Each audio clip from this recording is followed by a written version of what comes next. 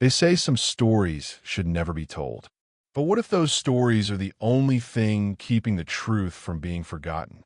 Nonk batapea ako, may isang matandang babae sa barrio namin na palaging nakaupo sa ilalim enge punong mangga. Sabi enge matatanda, sirado ang ulo niya. Pero ako, bata pa man, alam kong may laman ang bad bulong niya sa kenjin. At ngayon, matanda na rin ako.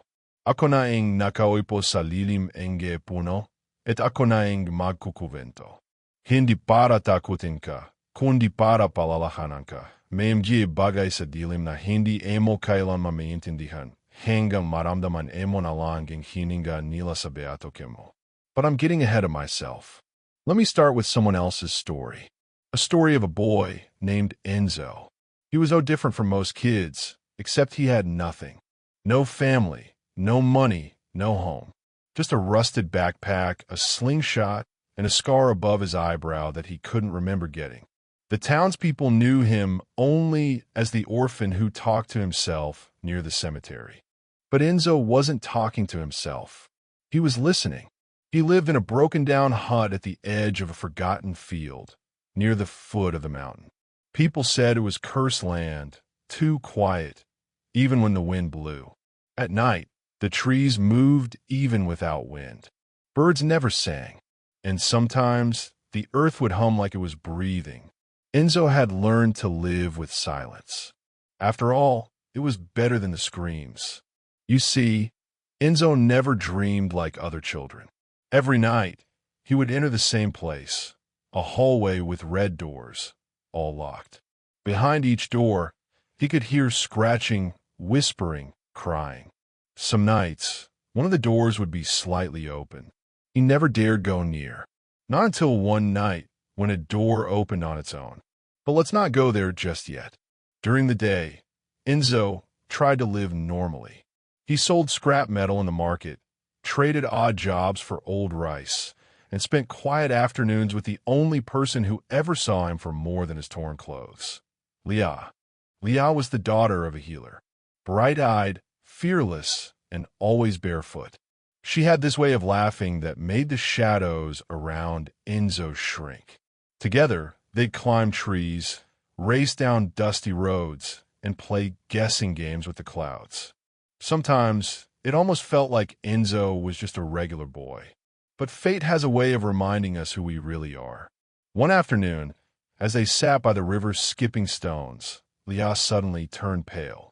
She said she heard something underwater. A humming. Low, deep, and sad.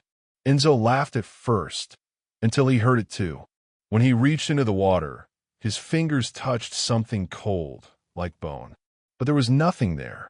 Later that night, Enzo returned home with wet shoes and a feeling he couldn't explain. He boiled rice, lit a candle, and tried to sleep. But as soon as he closed his eyes, the red doors appeared again. Only this time, all 15 doors were wide open. The hallway was dark, long, and endless. He walked forward, heart pounding, knowing he shouldn't, but unable to stop. As he passed the first door, he heard a voice. It whispered, "You're not supposed to be here yet." He turned to run, but the hallway twisted like a snake. The walls pulsed. Something growled. And then, silence. He woke up gasping, drenched in sweat, the candle still lit beside him, but the flame burned blue. In the days that followed, Enzo began seeing things in the corner of his vision. Shadows that moved against the light. Shapes in mirrors that didn't match his own. And once, while gathering firewood in the forest, he saw a figure standing between two trees, tall, thin, with no face. Just a mouth stitched shut. He blinked, and it was gone. He told Leah, but she only smiled nervously. She said maybe it was just his imagination. Maybe he was tired. Maybe he should pray more. But that night, Leah didn't come home. Her mother went looking. The villagers searched the hills. For 3 days, no trace. Until Enzo had another dream. In it, he saw the 15th door. The one that had never opened, even in his worst nights. This time it swung wide. Inside was a field of whispering grass and one lone tree. Hanging from its branches, Leah's red ribbon. Enzo screamed himself awake. At dawn, he ran to the forest with nothing but his slingshot and candle.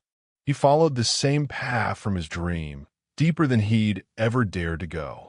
Hours passed. The forest grew colder, darker, wrong. And then he saw it. A clearing, just like in the dream. A tree. A ribbon. But before he could step closer, something stepped out from behind the tree. It wasn't Leah. It wasn't human. Its eyes were hollow. Its smile wide. It wore her clothes, but its skin was gray and cracked like dry mud. It tilted its head at Enzo, then opened its mouth, and from it came 15 voices, all whispering at once. Why did you open the door? The ground shook. The sky darkened. The trees bent toward him like they were listening. And then everything stopped. Silence. Stillness. Enzo blinked. He was back in his hut. His candle was out. His rice pot was cold. Had it been a dream? He looked down. In his hand, still clutched tightly, was Leah's red ribbon, wet with dew. Enzo clutched the ribbon tighter, unsure whether it was a gift or a warning. The night had wrapped around his hut like a wet sheet, heavy, suffocating. Outside, even the insects had gone quiet. He didn't sleep. He didn't blink. Something inside him had changed. By sunrise, he wasn't the same boy anymore. He walked back into town, unsure what he was looking for. Answers, maybe. Or someone who wouldn't look at him like he was cursed. But all he found were doors closing quietly, eyes avoiding his, whispers that felt sharp enough to pierce skin. Then, she appeared again, the old woman from the road. This time she was standing outside the market, a black shawl covering her hair, holding a basket of dried leaves. She didn't speak right away, just stared at him with eyes that looked like they had lived many lives. You've woken something, she said finally, and now it's watching. Enzo froze. The air around her seemed colder, heavier, but when he blinked, she was gone, just like before. That night, a storm began to brew, not in the sky, but inside Enzo. He dreamed again. This time, he stood in a room he'd never seen before. Small, dimly lit. There was a bed in the center, and on it, an old woman, her hands folded over her chest.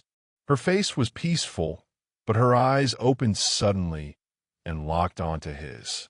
Find the keeper, she whispered, before the 15th rises. He woke up screaming, heart pounding like thunder. And in the corner of his hut, where shadows gathered, stood someone. Not a ghost, not a dream, an old man. He wore a faded barong, his long gray hair tied back with a strip of bark. Around his neck hung a strange shell that shimmered faintly, even in the dark. I've been waiting for you, Enzo, he said. My name is Mangapong. I knew your grandmother. Enzo didn't speak. He could barely breathe. Your Lola, Salome. She was no ordinary healer, Mangapong continued. She was one of the last seal keepers, protectors of the boundary between our world and the world of darkness. Enzo blinked. Seal keepers? Mangapong nodded, then slowly removed the pendant from his neck and placed it on the floor between them. This is the mutia of the tides, forged from a shell that once held the final tear of a sea spirit. It's one of 7 objects created to seal away the Aswang lords, creatures of hunger and shadow. The doors, Enzo muttered, remembering his dreams. The red doors. Mangapong looked at him with deep concern. 15 doors. 15 prisons, each holding something older than nightmares. But one is opening because of you. Enzo's mind reeled. I didn't ask for this. No one does, said Mangapong. But blood remembers, and your blood remembers too much. He reached into his bag and pulled out a folded cloth. Inside was a photo, blurred and faded. A younger Enzo, maybe 3 years old, standing beside a woman whose eyes were kind but tired. My mother, Enzo asked. Mang Apong not dead? She tried to run from it, try to keep you away from the bloodline. But fate always finds a way back. Enzo didn't know whether to cry, scream, or run. The world he thought he knew was falling apart, and it wasn't finished yet. That night, during training under Mang Apong's watch, something stirred in the river beside the forest. The water glowed faintly blue. A shape rose from the surface, half human, half creature, its skin dark and scaled, its eyes deep like the ocean floor. A shokoi. Enzo stepped back, but Mang Apong raised his hand. "He is a friend," the old man said. "A messenger from the deep." The shokoi bowed slightly. "The seals are weakening. One has already broken. The firstborn of hunger has awakened." Enzo felt his breath leave him. What does that mean?" The shokoi turned toward him. "The world will bleed, and the rivers will remember your name. You bear the scar. You are marked." Enzo instinctively reached for the faint scar above his eyebrow, the one he'd had for as long as he could remember. It pulsed now as if aware. "Marked by what?" he asked. The shokoi didn't answer. He simply sank back into the river, the glow fading behind him like a dying star. From that night on, Enzo trained harder. He learned the prayers of the old tongue, the language that made trees bend and winds speak. He studied the herbs that could keep spirits at bay and the lines in the dirt that could trap a demon in place. But he was still just a boy, just one body, and the darkness was growing faster than he could chase it. Stranger things began happening in the village. A dog was found twisted, bones snapped in impossible directions. Children spoke of voices coming from the rice fields at night, calling their names with laughter that turned into growls. And then a child disappeared. The villagers said it was wolves or maybe a snake. But Mang Apong knew better. The Aswang feed first on the forgotten, he told Enzo. And once they've tasted that kind of silence, they move toward the loudest heart. "You mean me?" Enzo said. The old man didn't answer. That evening, while walking through the trees, Enzo stumbled upon something buried just beneath the dirt. A rusted box wrapped in banana leaves. Inside was a necklace. Simple but familiar. He recognized it. It had belonged to his mother. Alongside, it was a note, nearly unreadable from age and water. "Enzo, if you find this, I'm sorry. I tried to protect you. But the 15th, I couldn't hold it back. Find the Mutia, find the keeper, and never, ever open the final door." He clutched the necklace to his chest, unsure whether to scream or fall to his knees. Behind him, the wind shifted, the trees rustled, and from the corner of his eye, he saw a shadow crawl up the bark. It had no eyes, only teeth. The forest had never felt this alive. The trees creaked without wind. The earth pulsed beneath his feet, and every shadow seemed to follow Enzo longer than it should. Since he'd found his mother's necklace buried in the woods, along with her warning, he hadn't spoken a word to Mang Apong. Not out of fear, but because he didn't know who to trust anymore. Was his entire life built on a lie? She said she'd try to protect him, but she'd also abandoned him, left him in the care of strangers with no answers, no warmth. Why didn't she fight harder? Why did she leave? And now, when everything was unraveling, all he had were pieces of her regrets. The Mutia of the Tides pulsed faintly in his hand as he walked through the muddy trail leading back to the riverbank. He hadn't seen the shokoi again. Only Mang Apong. Only silence. But silence had grown heavy.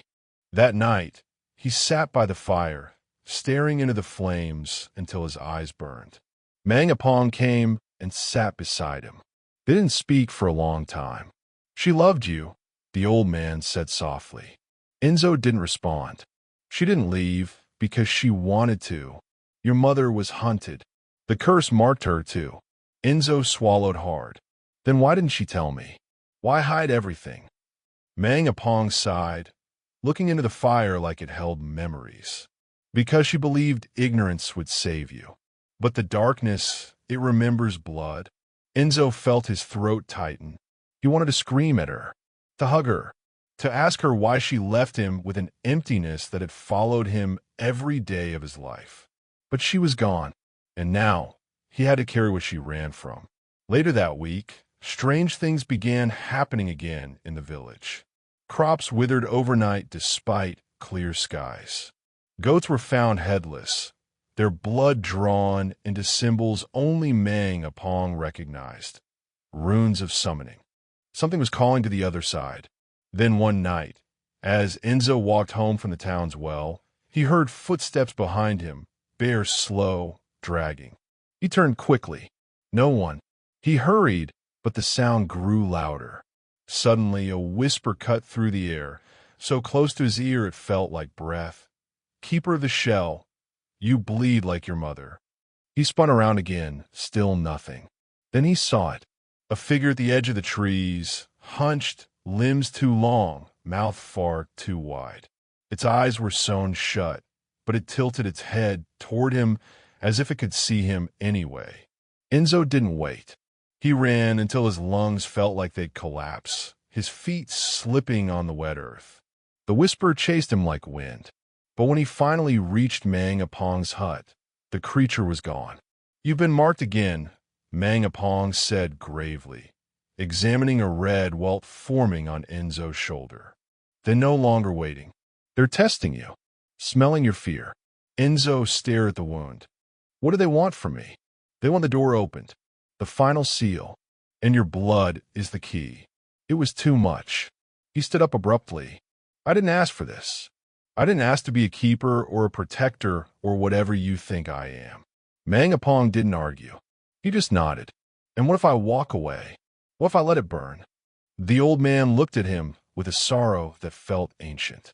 "Then the rivers will boil, the fields will die, and the sky will forget how to shine." The words echoed longer than they should have.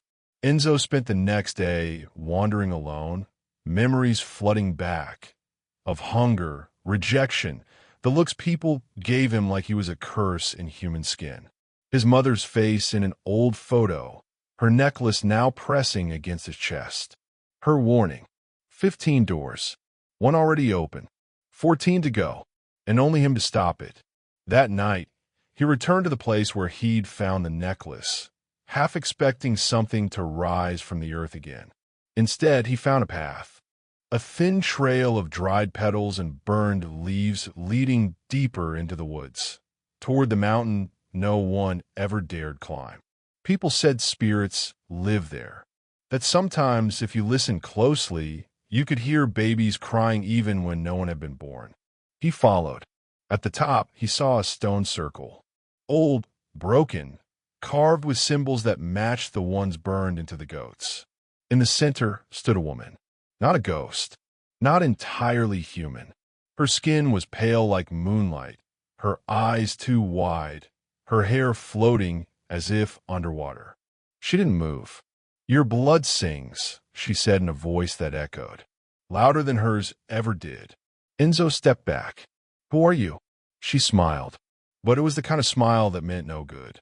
"I'm the first who tasted your grandmother's fear, and I have waited 3 lifetimes for you to awaken." Then she vanished just like that. The sky darkened without clouds. Thunder rolled from nowhere, and somewhere behind the trees, a door creaked open. A real one this time, wooden, ancient, standing alone where no structure had ever existed. It pulsed with the same energy as the mutia. Enzo approached, heart pounding. He felt the pull, an invitation and a warning at once. He raised the shell, and it glowed, reacting to the presence of whatever lay beyond. But he didn't touch the door. Not yet, because something moved behind it. A voice whispered his name, not in mockery, but in familiarity. "Enzo Anak." His eyes widened. That voice, it was her, his mother. Alive? Or something wearing her voice? He stepped back.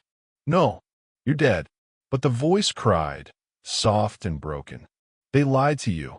Behind the door, a hand touched the wood, and it was hers. The same scar on her wrist, the same mole by her thumb.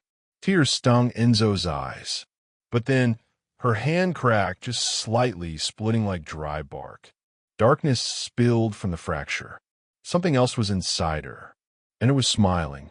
Enzo dropped the shell. The glow vanished instantly. From the trees, dozens of red eyes opened, watching him, surrounding the clearing. The door groaned louder.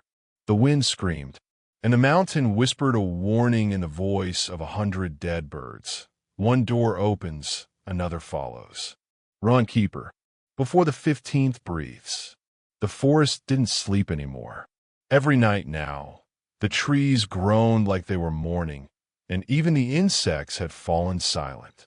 The wind carried whispers, fragments of laughter, cries of children, voices that mimicked the living but didn't feel human at all.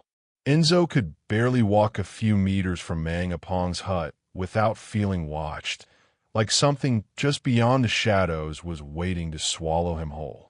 And the door, the wooden door with no walls, had not disappeared. It stood still where he had last seen it, half buried in the earth, pulsing with a quiet hum like a heartbeat.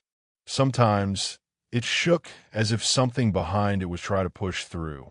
He had not gone near it since the moment he saw the cracked hand, the one that wore his mother's voice like a mask. But the voice still called to him. Every night, "Enoch, it's me. You know it's me." He wanted to believe it. He desperately wanted to. But something deep inside him screamed louder now. That wasn't her. Or at least, not anymore. Mangapong had become quieter too. He spent most of his time drawing sigils in the dirt, whispering old prayers, preparing small rituals of protection. Enzo noticed how his hands trembled more than usual, how his eyes stayed fixed on the mountain as if expecting something terrible to come down any moment. "The 14th door is stirring," Mangapong finally admitted one night as they sat by a dim fire. "Only one more must open, and then the breathless one awakens." Enzo didn't understand all of it, but he knew enough. 15 doors. 15 seals of some ancient, buried evil. He was the key. His blood, his bloodline, his family had been chosen generations ago. But for what? To contain the curse? Or to awaken it? And why did no one tell him before it was too late? That night, as the fire cracked, Enzo held the glowing shell, the Mutia Ingigos, in his palm and felt the faint throb of power. But it wasn't enough. Not yet. "We have to stop the 14th door," he said, "before it opens." Mangapong didn't look hopeful. It may already be too late. The signs of decay were everywhere now. The river had turned black in certain parts, fish floating belly up near the banks. The moon had refused to show for 3 nights straight. Entire stretches of land had gone dry overnight. Children began to speak in voices not their own. People dreamt of the same thing. A woman crying in a hallway of doors, bleeding from her eyes, begging for help, but always too late. One of Enzo's few friends, Rule, had stayed by his side through it all. A stubborn boy with messy hair and a heart too brave for his own good. He'd once laughed at ghost stories, but even he couldn't smile now. "Do you think we'll survive this?" Rule asked one morning as they walked past the dying trees. Enzo didn't answer, because deep down he wasn't sure. But the two of them started training anyway, not just physically, but spiritually. Mangapong taught them to chant old words that bound spirits, how to mix herbs that repelled evil, how to recognize illusions. They practiced holding the Mutia under pressure, using its light to find the path when the forest played tricks on them. But Enzo could feel the weight growing in his chest. He'd always been alone, always felt unwanted. Even now, even with a friend by his side, he couldn't shake the feeling that everything, the curse, the doors, the suffering, was his fault. That maybe if he had been stronger, his mother wouldn't have left. Maybe if he had never been born, none of this would have happened. That guilt clung to him like mud. One night, he dreamed again of the crying woman. But this time, she looked straight at him. And this time, she smiled. "You'll come soon," she whispered. "You have no choice." When he woke up, his bed was wet, not with sweat but with river water. And his window, which he had shut tight before sleeping, was wide open, the sound of waves crashing echoing from a distance. But there was no ocean nearby. They were moving faster now. The enemy was no longer hiding. That same day, a woman from the village was found walking in circles barefoot, mumbling a song no one recognized. When they brought her to Mangapong, she suddenly began to scream and vomit black feathers before collapsing into silence. She never woke up again. Later that week, the villagers began to evacuate. People packed what they could and left on foot or boats. But Enzo stayed. He had to stay. This was bigger than one town. If the last door opened, it would not end here. "We'll face them soon," Mangapong said as he handed Enzo a small pouch of ashes. "You will see what they've become. They are no longer spirits, no longer beasts. They are hunger given shape." Enzo tied the pouch to his belt. "How do we stop hunger?" Mangapong gave him a long, tired look. "You feed it with yourself, or you starve it with light." As night fell again, the whispers turned to chants. The door at the mountain's edge glowed red now. Red like blood, red like endings. The forest shook for the first time, really shook, as if something enormous had taken a step from beneath the ground. Rule came running to the hut, face pale. "The 14th door, it's opening." Enzo felt it, a pressure in his head, a scream behind his ribs. The mutia was burning hot now. The air outside was thick like oil, and the stars had gone out. They prepared quickly. Enzo wrapped his arms in protective twine blessed with smoke. Rule carried 2 charms, one around his neck and another tucked into his boot. Mangapong placed white ash across Enzo's forehead. When Enzo looked at himself in the cracked mirror, he didn't recognize his reflection. But maybe that was the point. He wasn't the same scared, abandoned boy anymore. He was the keeper now. As they neared the mountain, the trees were dying in waves, leaves black, bark peeling like skin. A sulphurous smell hung in the air. At the peak, the door pulsed, and in front of it stood a figure. No figures. 5 tall beings. Pale, hollow-eyed. One wore a crown of teeth. Another dragged a bag that twitched as if something alive was inside. They turned slowly as Enzo and Rule stepped closer. And then, in a voice that rattled the bones of the earth, the crowned one spoke. The breathless one stirs. "You're late, keeper." Enzo felt his heart racing as the 5 figures before him loomed like shadows, their presence heavy in the air. The one in the center, crowned with teeth, took a slow step toward him, its empty eyes boring into his soul. The chill of fear crawled up his spine. He wanted to move, to run, but his legs were as if frozen to the earth. The wind seemed to still, and the only sound that filled the night was his own ragged breathing. The air itself seemed thick with a palpable sense of dread pressing down on him. The mutia in his hand pulsed violently, its warmth now burning like a flame against his palm. He could feel it, too, the shift in the atmosphere. Something was coming. Something big. "What do you want from us?" Rule asked, his voice barely audible, the tremor of fear clear even in his usually brave tone. The crowned figure tilted its head slightly, an unnatural motion that made Enzo's skin crawl. "We want what is ours," it said, its voice echoing like 1,000 whispers. "The last of the seals to be undone. The final key to our return." Enzo's pulse quickened. He glanced at Rule, who was staring at the figures, eyes wide with fear. The whole situation felt like a nightmare come to life, a nightmare he couldn't escape from, no matter how fast he ran. "What are you talking about?" Enzo demanded, trying to keep his voice steady, but the fear crept through anyway. The creature's smile widened, but there was nothing kind about it. It was cold, predatory. "You are the keeper. You are the one who holds the last piece of the key." Your blood, your mother's blood. It has been tied to us for generations. Enzo's blood ran cold. He had always felt different, abandoned, burdened by something deep in his bones that he couldn't explain. But now it was clear. It wasn't just fate. It wasn't just coincidence. His mother had left him to protect him, but she had also left him with something terrible. You, Enzo started, his voice shaking with the weight of the revelation. You mean, I'm the one who holds the key to open the door? The figure nodded slowly. Yes, your bloodline is the last connection between the living and the dead.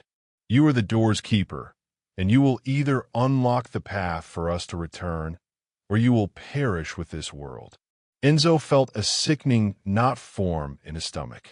He looked at Rule, who was visibly struggling to comprehend everything. His friend's face was pale, his eyes wide with terror. Enzo could see the fear in Rule's eyes, but also something else, a hesitation. Rule was a fighter. He was brave, but in this moment, even he wasn't sure what to do. The air around them seemed to grow colder, the shadows stretching unnaturally long. It was as if the night itself was closing in, suffocating them. Enzo could feel the weight of the impending disaster, the pressure of everything he'd feared, coming to a head. And then, just as Enzo took a step back, a voice echoed from the trees behind them. A voice that sent a chill straight to his heart. Enzo, he froze. The voice was unmistakable. It was his mother. Mom, Enzo whispered, turning quickly, his heart pounding in his chest. A figure stepped out from the shadows, a silhouette framed by the dim light of the moon. At first, he couldn't make out her face, but as she drew closer, he saw the familiar outline. The same eyes, the same shape of her face. It was her, but it wasn't. Her hair was wild, tangled, as if it had been untouched for years. Her skin was pale, almost too pale, and her eyes, they were not the eyes he remembered. They were dark, hollow, filled with something ancient and terrifying. Something evil. Enzo's heart dropped into his stomach. He took a step back, his throat dry, his body frozen in place. No, it can't be you, he whispered, the words barely escaping his lips. You're dead. The woman, no, the thing that looked like his mother, tilted its head in that same unnatural way, a cold smile spreading across its face. Oh, I'm very much alive, Enzo, she said, her voice low and filled with malice. Or perhaps it's more accurate to say, I've never been more alive. Enzo shook his head, stumbling backward. You're not my mother. You can't be. The creature's smile widened. I'm everything your mother ever was. But I have been reborn. And now, I will finish what was started. His mind was spinning. His thoughts were racing, trying to piece together what was happening. The woman, his mother, wasn't his mother anymore. She had become something else, something darker, something tied to the curse that had haunted his family for generations. You were never meant to escape. The creature continued, its voice like ice. Your mother's death was only the beginning. You're the next piece of this puzzle. And once you open the last door, you'll have no choice but to join us. Enzo's body trembled as he realized the truth.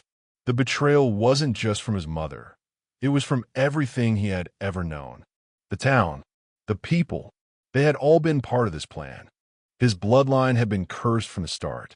No, Enzo whispered, his voice cracking. I won't open the door. I won't let you out.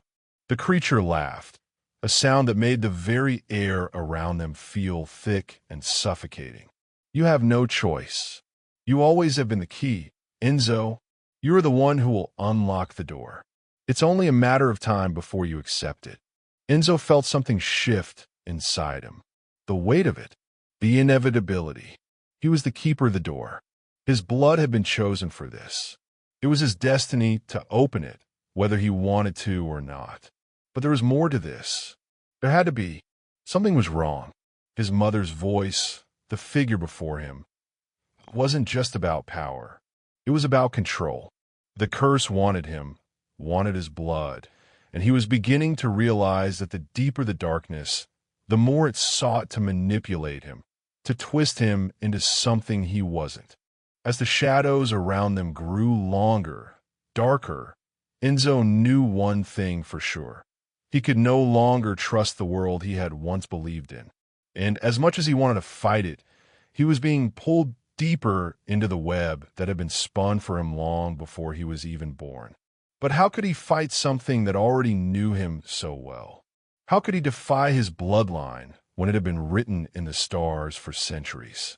Rule grabbed his arm, pulling him out of his daze. Enzo, we need to go. Now. But it was already too late. The ground beneath them rumbled, the trees shaking violently. And from the forest, the sound of something moving, something huge, grew louder. It was coming, and Enzo had no idea how to stop it. The ground shook beneath Enzo's feet as the world around him seemed to collapse in on itself. The sky had turned a sickly shade of red, and the trees bent unnaturally, their twisted branches reaching toward the heavens as if trying to escape something far worse. The air was thick with an overwhelming sense of dread, like every breath he took was heavy with the weight of the impending disaster. Enzo gripped the mutia tightly in his hand, its warmth burning against his skin. Beside him, Rule's grip on his arm was iron tight, but Enzo could feel his friend's fear too. They were standing on the edge of something terrible, something unstoppable. Enzo, Rule's voice trembled. We can't do this. We're not strong enough. Enzo turned to him, his own heart heavy with the same doubt. But there was no turning back now. He had no choice. The last door was opening, and the creatures, the ones who had waited for centuries to be freed, were closing in. No, Enzo said firmly, his voice steadier than he felt. We don't have a choice, Rule. This is it. We stop them here, or they destroy everything. Rule's eyes met his, full of fear, but also something else. A quiet acceptance. They had come this far together, and they would finish it together, no matter the cost. The crowned figure, the one that had once been Enzo's mother, stepped forward, its eyes gleaming with hunger. It raised its hands slowly, and the ground beneath them trembled again. You can't stop what's already been set in motion, Enzo, the creature said, its voice a dark mockery of his mother's. You were born for this. You are the last piece of the puzzle. You will open the door, and we will be free. Enzo's heart pounded in his chest. The truth was undeniable. His bloodline had been chosen to unlock the final door. He had been part of this twisted fate from the very beginning. But what if he didn't have to do it? What if he could stop it all before it was too late? The mutia pulsed in his hand, its glow brightening as if it recognized the question in his mind. It wanted him to use it, to unleash its power. He could feel it, the power coursing through him, ancient and terrifying. But he also felt the weight of the decision. If he used it, the world would change forever. If he didn't, the world would be destroyed. The crowned figure tilted its head, sensing his hesitation. You think you have a choice? It mocked. You're too late. The door will open, and you will serve us, just like your ancestors. Enzo's mind raced. He thought of his mother, of the woman who had died to protect him from this very fate. He remembered the day she had left him, and how, all these years, he had resented her for leaving him alone. But now, standing on the precipice of everything she had sacrificed for, he realized something deeper. She hadn't abandoned him. She had protected him. She had shielded him from the truth, from the horror of what he had become. And now, the truth was in his hands. Enzo, Rule called out, pulling him from his thoughts. We don't have much time. The creatures were moving now, advancing on them, their footsteps heavy and rhythmic like the sound of doom itself. The mutia was burning hotter than ever in his palm, its light blinding. Enzo could feel its power calling to him, urging him to use it. But could he trust it? Could he trust himself? Enzo, make a choice. Rule's voice cut through the chaos. We fight or we die. This is our moment. It was now or never. The pressure was unbearable, like the weight of the world was on his shoulders. Enzo looked at the Mutya once more. The light, the power, the temptation. Everything inside him screamed to let go, to unleash the force within and destroy the creatures that threatened to tear the world apart. But then, he remembered his mother. She hadn't given her life just so he could repeat her mistakes. She had given her life to protect him, to give him the chance to break the cycle, to end the curse. I decide, Enzo muttered to himself, his voice a quiet resolve. With a deep breath, he closed his hand around the Mutya, feeling its warmth grow colder, its light dimming. The creatures paused, sensing something changing. Enzo held his breath as the power inside him started to surge. He didn't need to open the door. He could stop them here. He could break the curse once and for all. I am not your key, Enzo whispered, more to himself than to the creatures. I'm the one who will lock you away forever. In a single, desperate motion, he threw the Mutya into the air, its light flaring bright and blinding. The creatures screamed, their forms beginning to unravel as the light engulfed them. They writhed, their bodies twisting, as if the very fabric of reality couldn't hold them anymore. The ground shook violently, and Enzo felt himself being pulled into the light. It was too powerful, too much. He tried to resist, but the energy was overwhelming. But then, something unexpected happened. The light faded, and when Enzo opened his eyes, everything had changed. The creatures were gone. The door had closed. The world felt still, silent. But something was wrong. Enzo looked around, his breath coming in sharp gasps. The landscape around him had shifted. The trees were darker now, twisted. The sky, no longer red, was now an unnatural shade of gray. The air smelled of decay. It wasn't over. The curse wasn't broken. No, Enzo whispered, his heart sinking. It can't be. A voice rang out from behind him, cold and mocking. You were never meant to stop it, Enzo. Enzo turned sharply, his heart stopping when he saw who stood before him. It was her, his mother. But this time, her eyes were not empty. They were filled with a dark, knowing light. You chose to lock the door, but you've opened something far worse, she said, her voice now twisted, hollow. The door wasn't the end. It was only the beginning. Enzo's knees buckled beneath him as the realization sank in. The true battle had only just begun. Enzo stood motionless, the weight of the situation settling deep in his chest. The voice of the woman who had once been his mother echoed in his mind, but the words had changed. There was no longer any love in them, no comfort. There was only a cold, eerie certainty that wrapped around his heart like a vice. You were never meant to stop it, Enzo. He wanted to run, wanted to scream, but his legs refused to move. The world around him was wrong, twisted. The trees, once so familiar, now seemed to stretch into unnatural shapes, their branches like twisted hands reaching toward the sky. The air tasted of something dark, like ash and forgotten dreams. His mother, no, the thing that had taken her place, stepped closer, her eyes gleaming with the knowledge of a truth that Enzo could no longer escape. She was right. He had thought he could stop it, thought he could break the curse, but the truth was far worse than he had imagined. The curse had never been meant to be broken. It was meant to consume him, to take him as one of them. He felt a sudden pang of grief, an ache so deep it felt like it could split him in two. How could everything he had known, everything he had believed in, be wrong? How could he have been so blind? The love his mother had shown him, the lessons she had taught him, had all been part of a deeper plan, a plan that tied him to something darker than he could have ever imagined. "Why didn't you tell me?" Enzo whispered, his voice barely a sound. "Why didn't you warn me?" The thing that looked like his mother paused, her lips curling into a bitter smile. "You were never meant to know. I tried to protect you, but you were always meant to become part of it." Rule, standing beside Enzo, was breathing heavily, his eyes darting nervously between the two of them.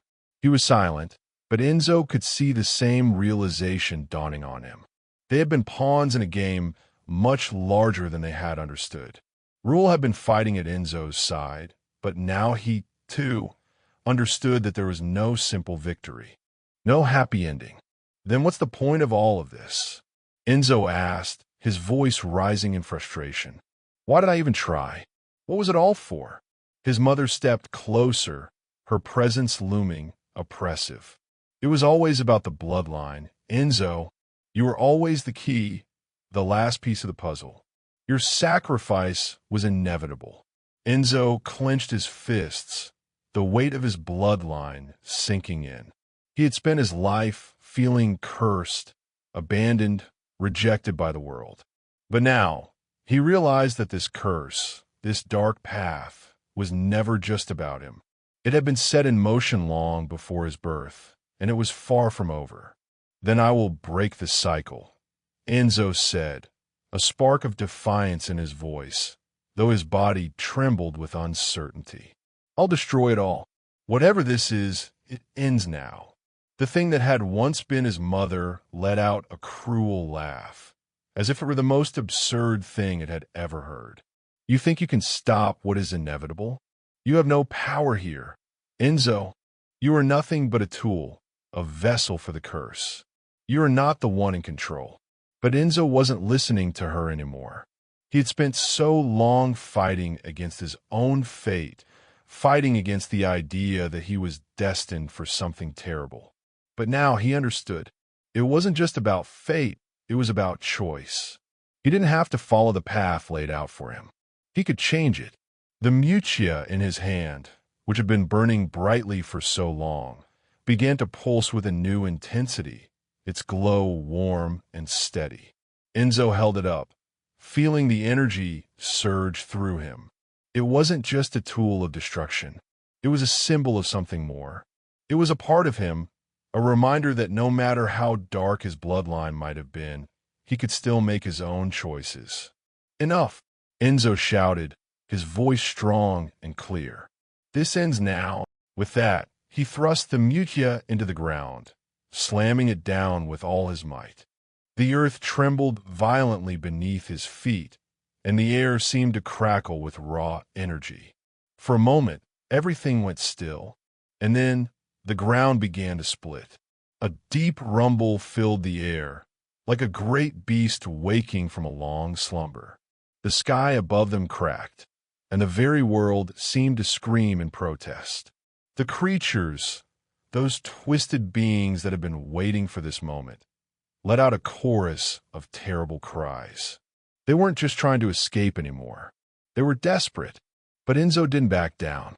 He could feel the power of the mutia growing, but this time it wasn't burning with destructive force. It was glowing with something else, something pure, something that came from within him. The darkness that had long held him in its grip began to recede. It wasn't easy, and it didn't happen all at once. The weight of his bloodline, the weight of everything that had been forced upon him, was still there. But now he could see it for what it was, a part of him, yes, but not the whole of him. The thing that had once been his mother screeched as the light from the mutia intensified. Its twisted form writhed and shrank, as if the very power of the earth was rejecting it. The curse was being undone, but not in the way Enzo had thought. It wasn't about destruction. It was about transformation. With one final, defiant push, Enzo felt the mutia's power surge through him, and with it he felt the curse break. For a moment, everything went quiet. Enzo stood there, panting, sweat dripping from his brow.